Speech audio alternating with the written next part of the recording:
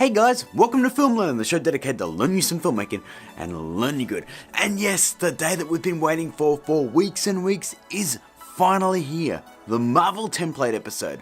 I'm not even going to bother putting any requests up on screen because this thing has been talked about endlessly. Hope that's okay. My God. Anyway, actually it's pretty good timing because the new Avengers Infinity War trailer just dropped and it was amazeballs, so good timing for me. Totally on purpose. That's not true! Now guys, pre-warning, this thing is a monster. It's a monster to download, it's a monster to render, and it also has quite a bit of steps to get to the final product. But I have done my best to make it as easy as possible. So in order to complete this effect/template, you need to head to filmlearnin.com/downloads, scroll down the page a bit until you see the Marvel Studios logo, and download the pack. And you'll also need to download the fonts in the description. Now guys, since there are a lot of steps, I'm going to shut my face hole and let's get to work. Hey guys, here we are back in After Effects, and here's what our final shot looks like. So you can see there is a lot to unpack here, and I mean a lot. We have a 3D camera move dollying backward while each of our characters transition in. We also have text in 3D space, and you'll probably notice too that my version here has a lot more Marvel characters, and that's purely my own choice. I just wanted more of them in there. Then that transitions into 3D lettering that features multiple videos on the inside of the lettering here, and each edge of this art has a different video on it. Now we have done something similar to this with our Crisis X template, but in this instance it's not a front-on shot. We're actually tracking through it through all the bends and the curves, so we have to do this texturing 100% in Cinema 4D in 3D space. Now I'm gonna be upfront guys, this takes some time to do this right, but it isn't impossible, and I've done as best I can to make this as easy as possible. So let's start editing this and get this done. To start editing the first part, let's head to the project menu and open up the comp marked Part 1. This comp contains the entire 3D camera move from the comic pages all the way up to Cap's shield throw. And if we have a quick look down the timeline, you can see there are a lot of layers here, and that's just the characters. But here's the thing, if you want to say replace a character with a picture of your own, it's actually pretty easy. For example, if I don't want to say have Thor here anymore, I can simply open up the Thor pre-comp here, grab a picture of say Mr. Bean, and make sure our Thor picture is selected.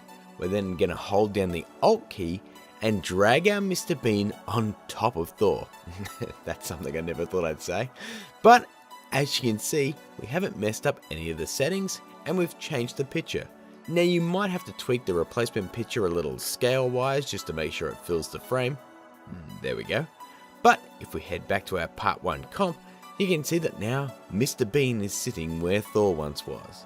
Now the same thing applies for the text. At the moment I have quotes from the various films that I was able to read in the actual Marvel logo animation, but if you want you can totally just write your own. It's easy as just clicking on the text file and just writing it out. It's really that simple. Now we do have one last layer of customization, and that's the comic pages at the start. If we open up that pre-comp, you can see I have a movie file in here at the moment to save for render times. But if we head to the project window and open the comp marked comics, you'll see a bunch of animated layers of comic stills. Now if you want to add your own comic panels, just replace them using the same technique I just showed you with the Thor layer. Select the layer you want to replace, hold the Alt key and drop your replacement file on top of it and just adjust the scaling and the position to your liking. Or you can just leave this all alone because I've already done it for you and it took a long time. Up to you gang. Shall we move on to the 3D lettering? Yeah, let's do that. Let's select the Cinema 4D file marked Marvel Template, head up to Edit, and click Edit Original to open Cinema 4D. Okay, so here we are in Cinema 4D, but before we get into that, let's quickly play through what I've done here in a preview. As you can see, we start out inside the letter R, we track out of it, dolly back and pan out to reveal the rest of the Marvel logo. The studio text emerges from the lines here, the video fades out, and we finish with the entire Marvel Studios logo in shot. Nice. Now here's the deal. This is the final product, and it isn't editable in any way. In order to insert these videos into the letters, it requires us to select the polygons within the geometry of these letters, which means taking them from an editable text to a 3D object. So let's do that. our first step is to change the lettering if you like. To change the lettering in the Marvel part here, we have to start from a point where the text is editable. And luckily, this template does that. So if we head over to the object manager, you can see we have a cube, an extrude object, and our reference text, all within this one part. These are in what's called a bouillon, which is a fancy way of saying our 3D text is subtracted from the cube to form the logo. Now, why am I telling you that? Well, mainly just to make myself sound smart, because it's not really relevant. Now, what is relevant is that we can edit this text by clicking the text file and typing in whatever we want, well, within reason. So what I mean is, don't type a crazy long name in here, because you'll either have to shrink that text or expand the cube to fit it in. And by doing that, you'll throw off the camera animation and its placement in the scene. Now, I'll just quickly demonstrate this. I'll type, instead of Marvel, I'll put, I don't know, Dexter. Now you can see it updates and everything looks fine. But if I was to type, say, film, I'd have to shorten the cube, like so. Now if we move out of multi-view into front view, you can see that it looks weirdly spaced out now. So we need to bring both the studios and the logo in a bit to center them back up again. Now this is totally fine and you can do this, but it is going to throw off our camera animation quite a bit.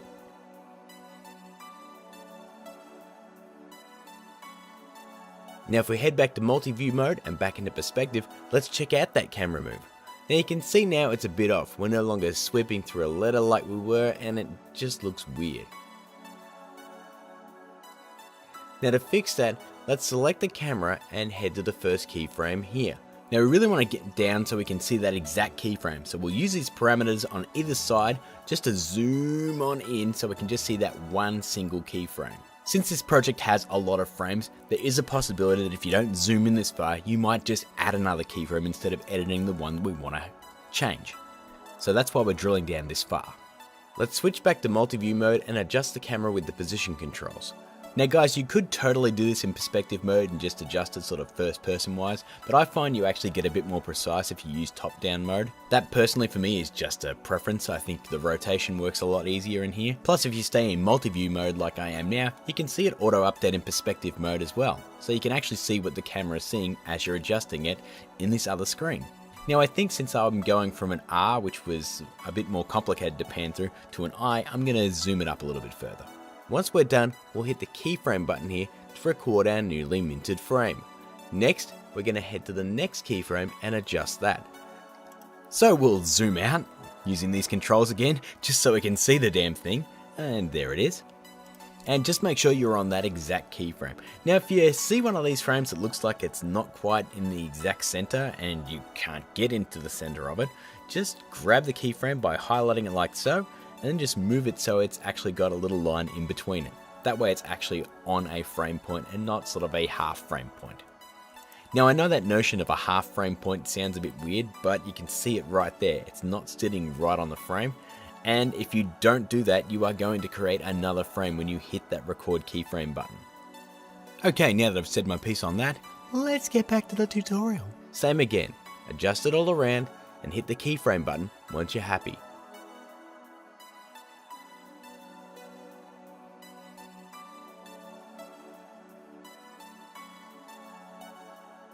Now from there, we should be able to get to a point where we don't have to adjust the camera anymore, but feel free to adjust it if you need to. Now the same rules do apply. Head to the next keyframe in the camera animation, adjust that to your liking, and then hit the record keyframe button. Now hopefully you don't have to adjust every single keyframe, and you can just leave some alone. I mean, I'm not going to reach out to the computer and stop you, or am I? Now let's skip to the final keyframe here and adjust that position the same way. And hit that keyframe button.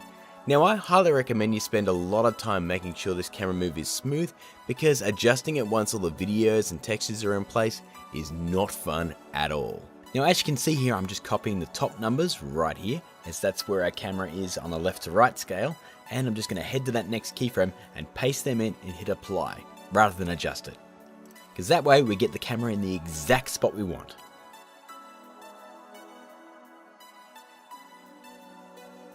Now we have our camera animation all sorted. Now if you like, you can customize the studio's text by simply writing in new text here.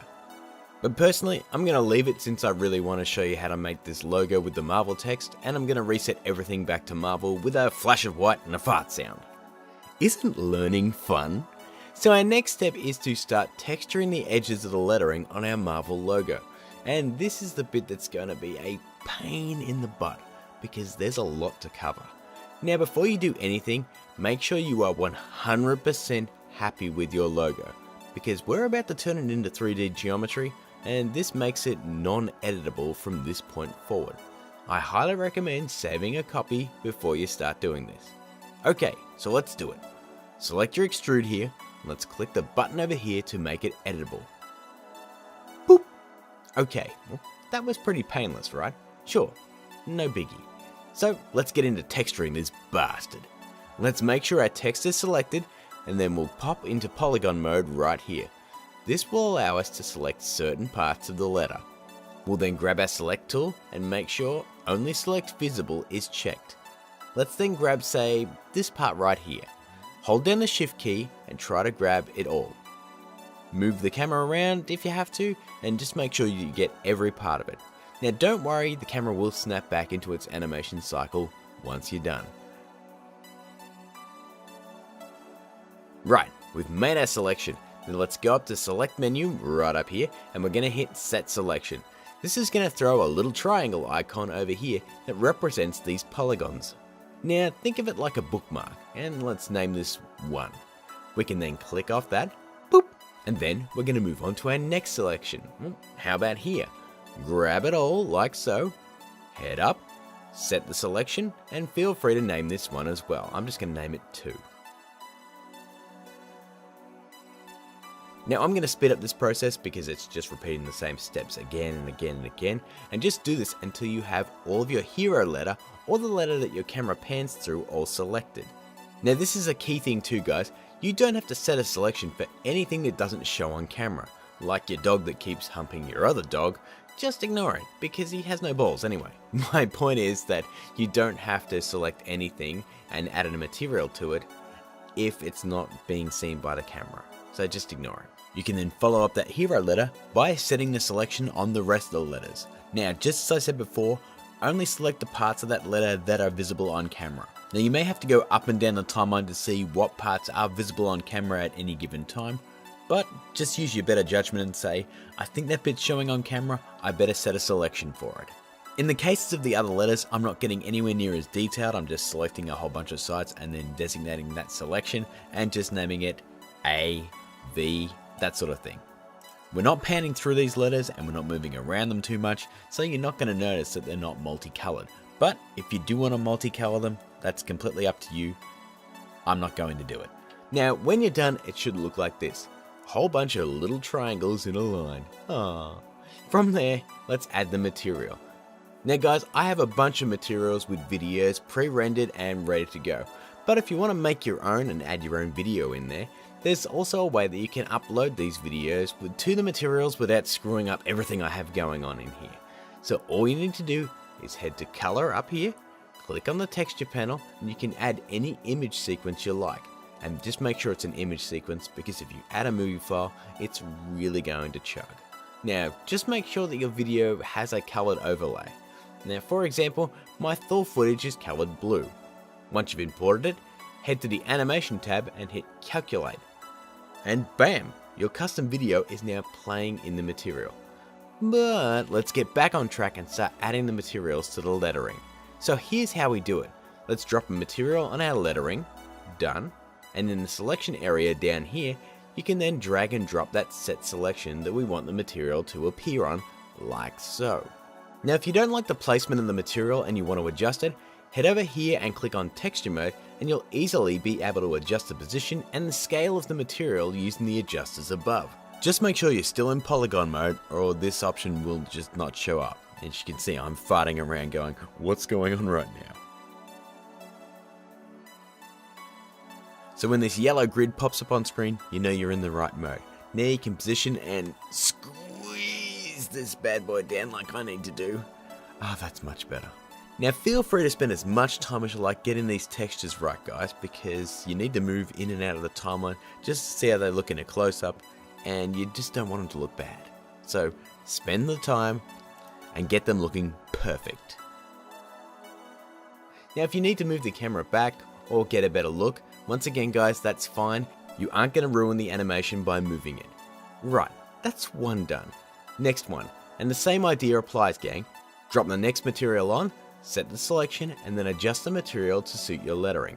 We'll keep doing this until every single selection has a material on it. The end result should look like this. Okay, so that's one letter down. Let's throw in another fart sound and do the rest. Ooh, that was quite the squeaker. Okay, we're almost done, believe it or not. The next thing we want to do is head up to the object manager and turn on this null object. Now these are actually plates that form the bottom of the letters. Each of these is animated to move up as the camera pans back from the Marvel logo, and then animate back down before the end of the logo animation to create some soft shadows in the text. Now you might not need all of these if you have less letters, or you might need more of them if you have more letters. Now just like with our materials, these are pretty easy to customize. Firstly, you want to make sure that they don't overlap with any of your text. To do that, let's head to the front view mode. If I cycle through these, you can see that each of them stays in the bounds of their represented letter. You can also see that they have animated frames below as well. The great thing is you can change the scale and even the polygons in these without messing up the set animation. So if the panel isn't the shape you want, you can scale it down or grab the knife tool and cut it to size. But if we want to move a panel from left to right to cover our newly custom lettering, that's a different story. Let's firstly head to that first animation keyframe right here. We'll then move over that letter and then hit the keyframe record button to keep it in place.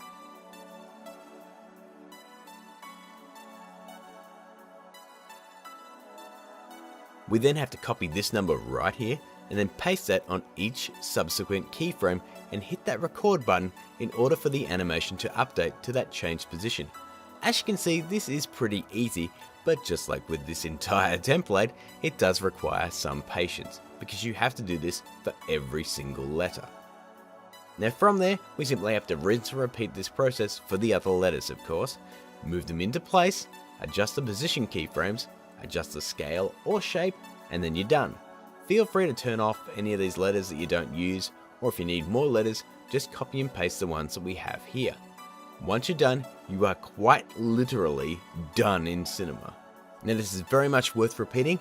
Make sure you save your work as a different file name so you can always come back to the original if need be. And now let's head back to After Effects. Now back in After Effects again, and I'm going to ask you to do one thing right away. Grab that Cinema 4D file you just saved and import it into After Effects, and then once it loads, let's drag that into a new comp. From there, once it loads again, let's set the Cineware settings to standard final, and then we're going to hit Ctrl M and render this out. Now I'm personally going to recommend that you set it to QuickTime and the animation setting within the QuickTime settings. It's a great format and it'll keep your video nice and sharp. Once that's done, we're going to import that video file into the project window. Next step, let's also render out our part 1 animation because we really want our final render just to be easy to work with. And nothing's much easier than working with just 2 movie files. Same process, hit Ctrl M and export it as a QuickTime animation file. Once it's done, import it back into After Effects. From there, I want you to open up the comp marked Final. We can now replace both of the proxy files in here with your custom made files using our Alt Drag technique. 1 and 2. Believe it or not gang, that's it. If we check out a preview, our Marvel template is now done. God, that was a big one.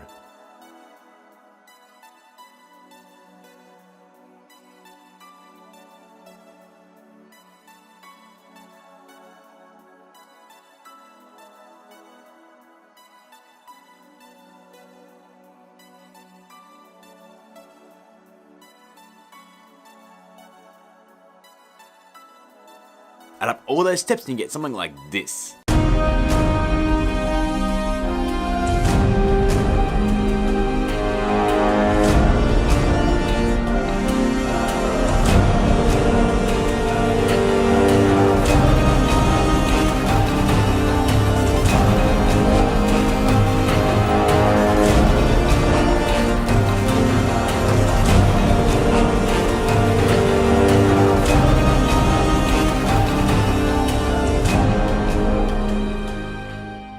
So guys, that's my take on the Marvel Studios logo for 2017-2018. I know it's a little bit different and not 100% screen accurate, but this thing was a monster to put together and has literally taken me weeks. So I'm sure you'll forgive me a few artistic licenses. Now guys, if you do use this template, be sure to send me a link on Twitter or the Facebook page and let me check out your work. But for now guys, that's all I've got for you. In the next few days we are going to hit 90,000 subscribers, which is mind-blowing. Thank you so much for that. And if you did like this particular video, please smash a like on it. I really do appreciate that. And hey, if you are new here, why not hit that subscribe button? And even if you are subscribed, make sure you turn that notification bell on so you don't miss a single Film Learnin episode. We've got 2 other episodes right over here. We've got a playlist right up here. And I've got my social media crap I just talked about right above my head. And until I see you for our 90,000 subscriber celebration video, keep learning.